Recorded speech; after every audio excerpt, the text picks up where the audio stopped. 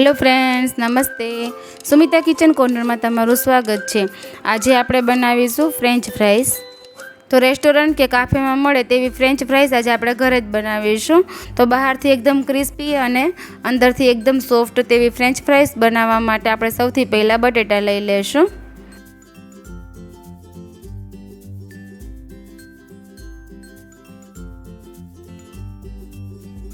તો આપણે 1 કિલો બટેટા લીધા છે, તેને આપણે એકદમ સારી રીતે ધોઈ લીધા છે. હવે આ બટેટાની આપણે છાલ કાઢીને તેની ચિપ્સ બનાવશું.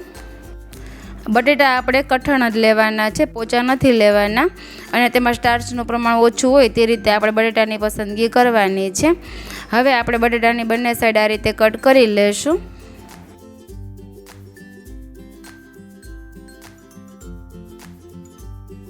હવે આપણે બટેટાની 1-1 ઇંચની સ્લાઇસ કરી લેશું.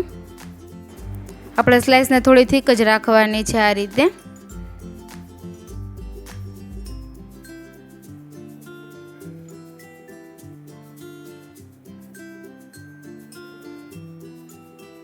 હવે આ સ્લાઇસમાંથી આપણે ચિપ્સ કટ કરી લેશું. તો આપણે 1-1 ઇંચની થોડી જાડી જ રાખવાની છે ચિપ્સ.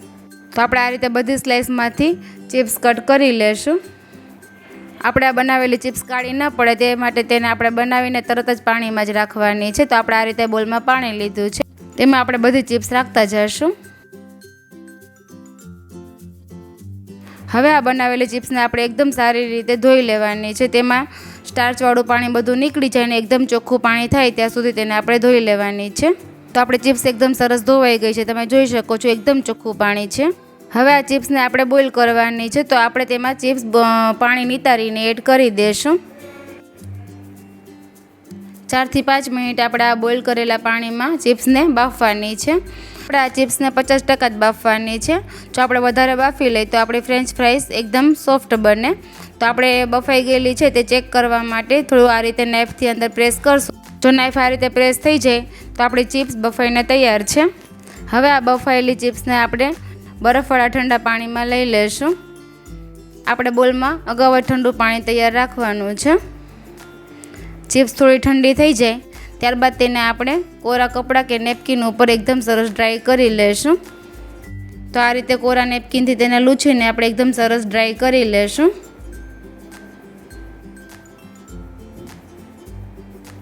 તો આપણે ચિપ્સ એકદમ સરસ કોરી થઈ જાય ત્યારબાદ તેને આપણે ફ્રાય કરવાની છે. તો આપણે આ રીતે પેનમાં તેલ ગરમ થવા રાખી દીધું છે.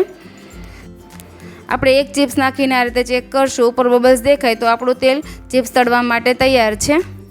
આપણે આ ચિપ્સને ડબલ ફ્રાય કરવાની છે. તો આપણે આ રીતે હાફ ફ્રાય થઈ જાય ત્યારબાદ તેને આપણે ચાળણીમાં કાઢી લેશું. આપણે આ ચિપ્સને ફ્રાય કરીને ચાળણીમાં જ કાઢવાની છે. જો તમે ટિશ્યુ પેપર પર કાઢશો તો તે સોફ્ટ થઈ જશે. તો આ સમયે તમારે આ ટિપ્સનું ખાસ ધ્યાન રાખવાનું છે.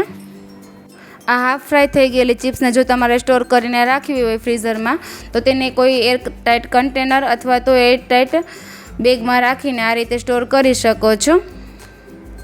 તે 3 થી 4 મહિના સુધી એકદમ સારી રહે છે. જ્યારે તળવી હોય ત્યારે કાઢીને તેને ફ્રાય કરી લેવાની. અત્યારે આપણે આ ચિપ્સને ડબલ ફ્રાય કરવાની છે, આપણે ફ્રોઝન યુઝ નથી કરતા. હવે આ ચિપ્સને આપણે ગેસની ફ્લેમ ફૂલ રાખીને ડબલ ફ્રાય કરી લેશું.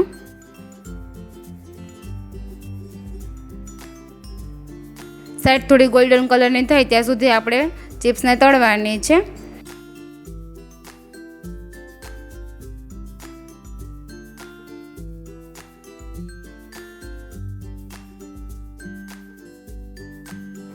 તો આપણે ચિપ્સને ડબલ ફ્રાય કરી લીધી છે. તમે જોઈ શકો છો તો એકદમ સરસ ક્રિસ્પી બની છે.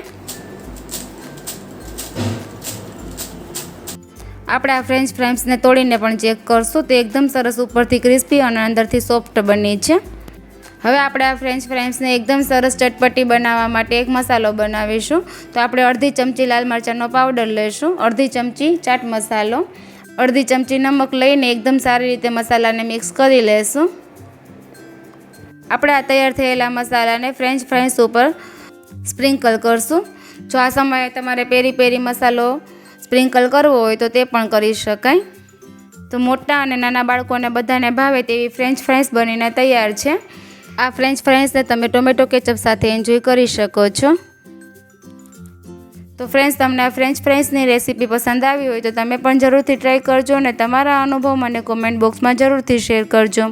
અને આવી જ નવી રેસીપી માટે મારી ચેનલને લાઇક, શેર અને સબસ્ક્રાઈબ જરૂરથી કરી દેજો અને બાજુમાં બેલ આઇકનને પ્રેસ કરજો જેથી મારા આવતા વિડીયોની નોટિફિકેશન તમને સૌથી પહેલાં મળે. બાય બાય ફ્રેન્ડ્સ, ફરી મળીશું એક નવી રેસીપી સાથે. Thank you for watching.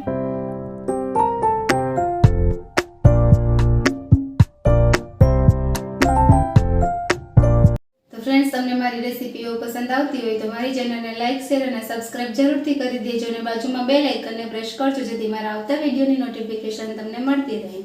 Bye bye friends.